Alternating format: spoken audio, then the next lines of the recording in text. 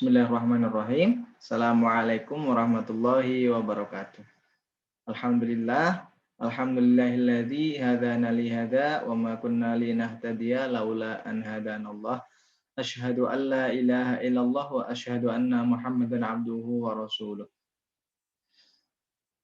Kepada yang terhormat Ibu Dewi Anggreni LCMA selaku pembimbing mata kuliah Participatory Action Research, dan kepada seluruh teman-teman yang saya banggakan. Marilah kita panjatkan puji syukur kehadirat Allah Subhanahu wa taala yang mana pada hari ini kita semua masih diberikan kesehatan dan kenikmatan untuk dapat melaksanakan aktivitas sehari-hari dengan lancar.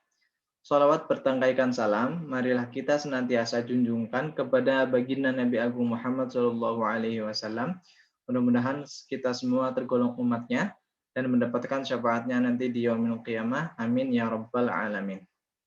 Baik, untuk pertemuan pada hari ini, saya akan mempresentasikan hasil penelitian berbasis participatory action research saya.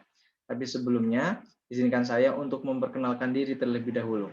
Ya, untuk yang pertama, nama saya adalah Aris Saifuddin. Saya berasal dari program studi Pendidikan Agama Islam, Fakultas Agama Islam di Universitas Nahdlatul Ulama Indonesia, Jakarta.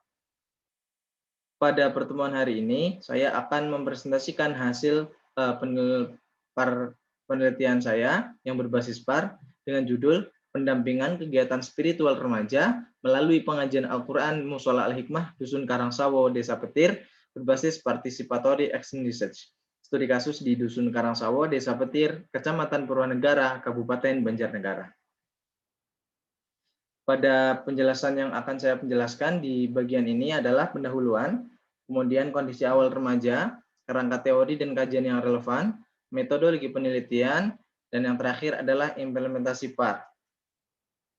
Baik, untuk yang pertama adalah latar belakang penelitian. Latar belakang penelitian yang dilakukan banyak sekali. Yang pertama, ada masa remaja merupakan masa di mana remaja mengalami banyak perubahan. Ya, di antaranya adalah terjadi perubahan pada fisik dan psikisnya. Nah, pada umur masa remaja mereka bisa mengungkapkan pendapat mereka secara bebas dan jika tidak dikontrol maka akan menimbulkan problema atau masalah. Nah, kenakalan remaja ini salah satu yang mempengaruhi faktornya adalah circle atau lingkungan yang kurang baik. Maka dengan latar belakang tersebut, di Dusun Karangsawo, remajanya tidak aktif dalam melakukan berbagai kegiatan keagamaan dan kurangnya figur panutan, sehingga remaja terkesan bebas dan terkesan tidak ada figur panutan, sehingga tidak ada yang membimbing mereka dalam kegiatan keagamaan. Nah, berdasarkan fenomena yang telah disebutkan tadi, bahwa rentannya stabilitas psikologi remaja, maka perlu dilakukan penelitian berbasis participatory action research untuk mengarahkan remaja agar tidak terjerumus ke dalam kenakalan remaja yang menyebabkan kehidupan masa remaja itu dapat rusak dan memajukan kehidupan sekitar dan berguna bagi masyarakat. Nah, dalam alasannya saya memilih subjek penelitian di Dusun Karangsawo ini, mereka sejak kecil sudah mengaji hingga lulus SD. Namun, ketika mereka sudah lulus, mereka kurang semangatnya dalam mengaji dikarenakan mereka alasannya yang pertama sudah memasuki sekolah menengah pertama yang pulangnya sekolah sudah sore. Nah, kemudian ketika daring seperti ini, mereka lebih banyak waktunya untuk main karena sekolahnya melalui handphone, sehingga banyak waktu untuk digunakan untuk bermain handphone. Jadi mengajinya kurang. Nah, dengan alasan inilah orang tua di Dusun Karangsawo di RT 3 RW 3 ini mengeluh kepada peneliti untuk kemudian membuat penelitian mengalihkan kegiatan tersebut menjadi kegiatan yang positif. Baik, untuk langkah-langkah pendampingannya, peneliti melakukan 4 langkah. Yang pertama adalah perencanaan, meliputi strategi dan metode dalam memecahkan problematika di remaja di Dusun Karangsawo tersebut. Kemudian tindakan, kemudian yang ketiga adalah pengamatan, dan yang terakhir adalah refleksi. Nah, pada kegiatan yang dilakukan dalam penelitian ini ada 4. Yang pertama adalah fokus group discussion yang dilakukan dengan berbagai stakeholder, diantaranya tokoh RT 3, kemudian RT 3, ketua RT 3, tokoh masyarakat dan tokoh agama. kemudian pembinaan yang dilakukan kepada remaja dilakukan secara terjadwal, pendampingan secara langsung, dan evaluasi. Nah, untuk bab selanjutnya, kondisi yang diharapkan peneliti pada remaja subjek dampingan adalah terbangunnya pemahaman bahwa remaja adalah penerus bangsa ini. Nah, untuk menurunkan angka kenakalan remaja, kemudian terciptanya generasi yang berakhlakul karimah, kemudian terciptanya kehidupan yang harmonis antar masyarakat, dan terciptanya keluarga yang sakinah, mawaddah, warahmah. Baik, dalam selanjutnya ini adalah peta Desa Petir. Penelitian ini dilakukan di Kelurahan Petir, Kecamatan Purwanegara, Kabupaten Banjarnegara.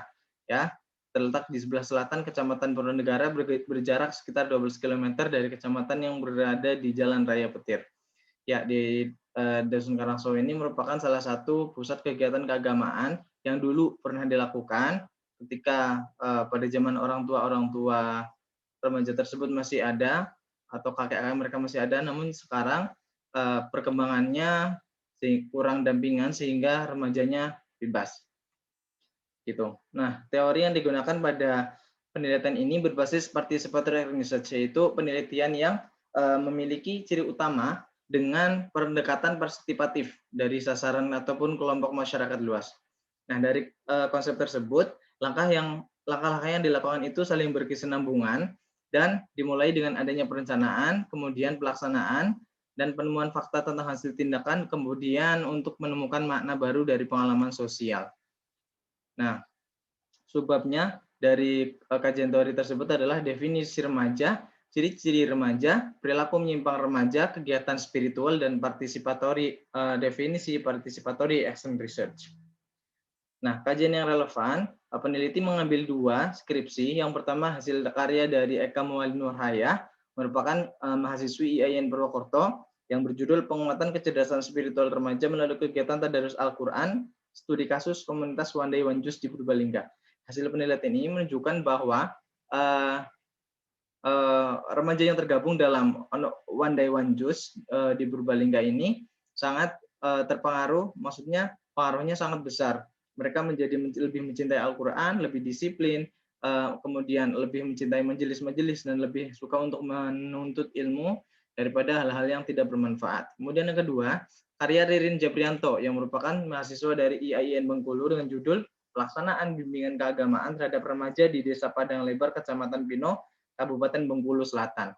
Nah, ini dengan hasil penelitian bahwa remaja yang ada di Desa Padang lebih banyak menyukai kegiatan keagamaan karena banyak kegiatan yang variatif sehingga remajanya aktif di berbagai kegiatan keagamaan. Nah, untuk berikutnya adalah tentang metodologi penelitian. Tentu saja dalam penelitian ini peneliti menggunakan participatory action research yang diimplementasikan pada kegiatan pendampingan remaja Mushol Al-Hikmah melalui pengajian Al-Quran. Untuk selanjutnya adalah tentang penelitian ini dilakukan di Dusun Karangsawo, Desa Petir, Kecamatan Purwanegara, Kabupaten Banjarnegara. Ya, dilakukan pada bulan April sampai dengan bulan Juni 2021.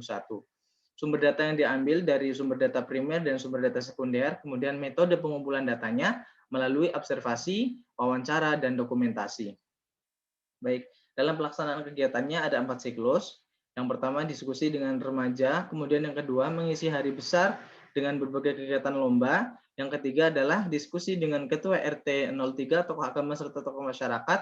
Dan yang keempat adalah tadarus Al-Quran selama bulan Ramadan. Nah, penelitian ini melibatkan langsung subjek yang dibawa akan perubahan. Ya, baik. Dalam hasil kegiatannya, dalam siklus 1, siklus 2, dan siklus 3, dan sampai siklus 4, siklus yang pertama dapat disimpulkan bahwa remaja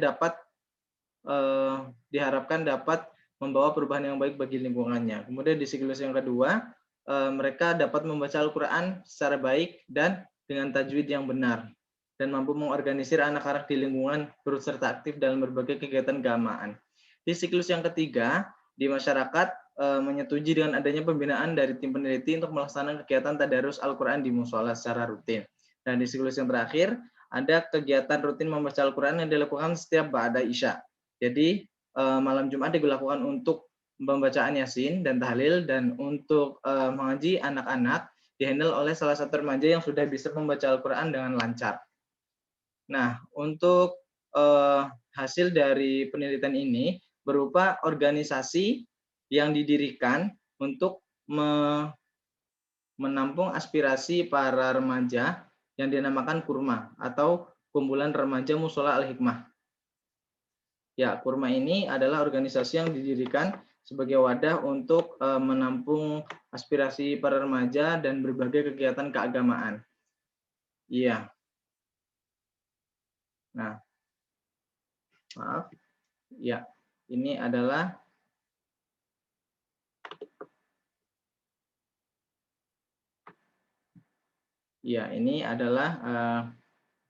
gambarnya remaja Musola Al-Hikmah. Nah, begitu. Ini adalah hasil dari kegiatannya berupa pendirian organisasi. Baik, untuk presentasinya mungkin cukup sampai di sini. Terima kasih atas perhatiannya dan mohon maaf apabila masih banyak kekurangannya. Wallahu muwaffiq ila aqwamit thoriq. Wassalamualaikum warahmatullahi wabarakatuh.